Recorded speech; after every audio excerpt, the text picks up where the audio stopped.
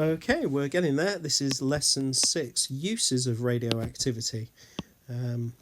So far, we've seen radioactivity has been damaging to the human body, and there doesn't seem to be a lot of reason you'd want to use it other than death and destruction. However, if you control it correctly, radioactivity can actually save your life.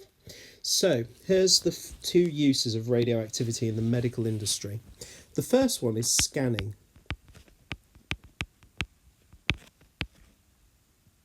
Now, you have your thyroid glands. So if we were to draw a person, whenever you've been ill, your parents might come up to you wisely and touch you around here and here, just at the bottom of your neck.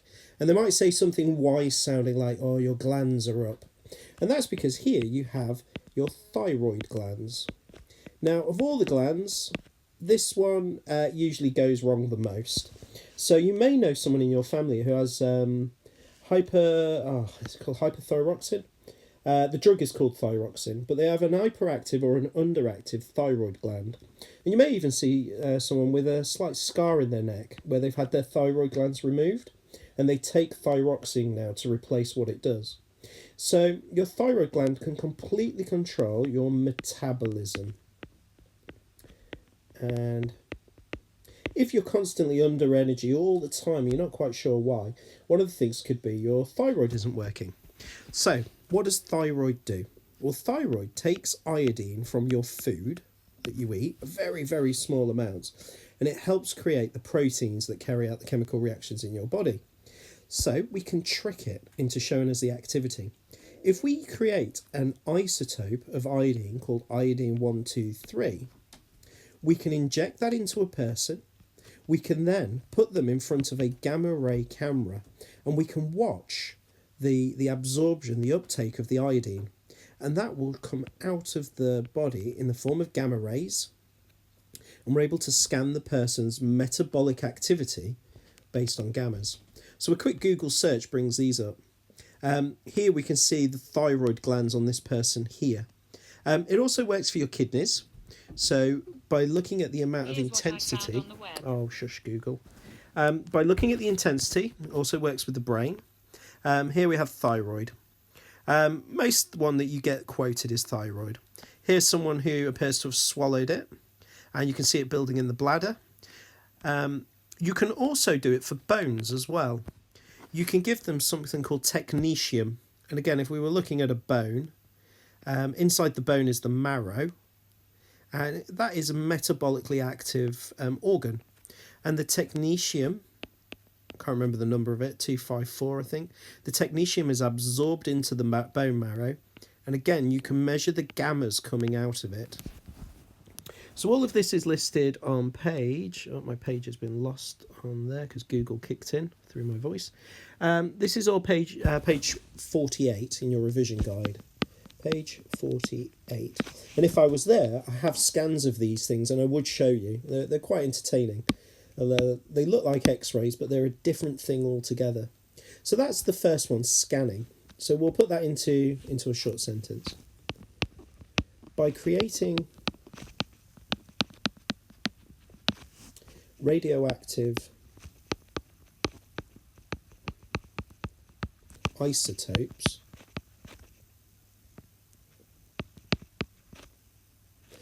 oh, brain's gone dead then. By creating radioactive isotopes that are absorbed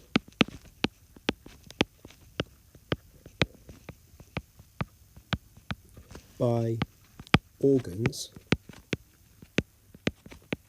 we can measure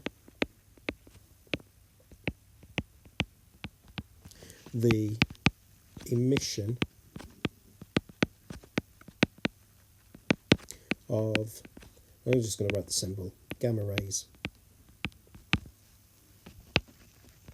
So a typical exam question might be, why not use alpha? And if you remember back to last lesson, Litvinchenko would tell you why you wouldn't want to use alpha. They can't get out of the human body. So it's got to be gamma rays because they're easily emitted away. They're very low ionizing. And so even though you're being exposed, you're contaminated, and you are irradiating it, the dosage is so low as to be worth the risk. The chances of getting cancer from this are very, very, very low compared to how miserable your life is with a bad thyroid. So that's the first one, scanning. The other one is treatment. We've seen earlier that if we were to expose people to alpha, beta, or gamma, that they are ionising. So if we could use this in a very, very exact way, we could hit a cancerous tumour. So we do that. It's called radiotherapy. And by creating a very, very fine beam of usually beta or gamma, we can hit individual cells.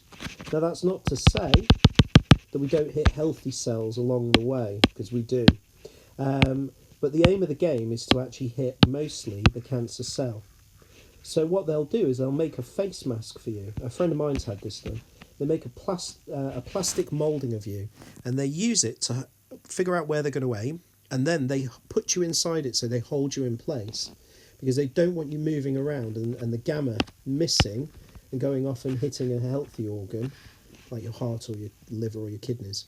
And they'll come in usually from different angles, and the idea being that the total dosage that they give the cancer cell is larger than any one dose that they do from other angles. So if everything hits at the same spot, then you can blast away the cancer. It takes numerous treatments, but it does work. So the last thing we can say is cancer treatments.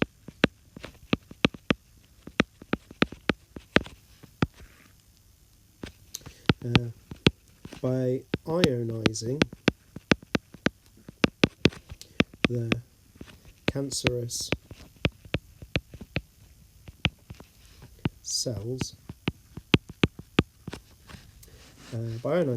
cells, the cell can die.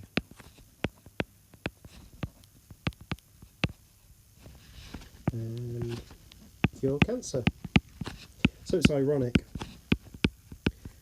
These ionising radiations can cause cancer, but when you've got it, it can also save your life, which is a double-edged sword there.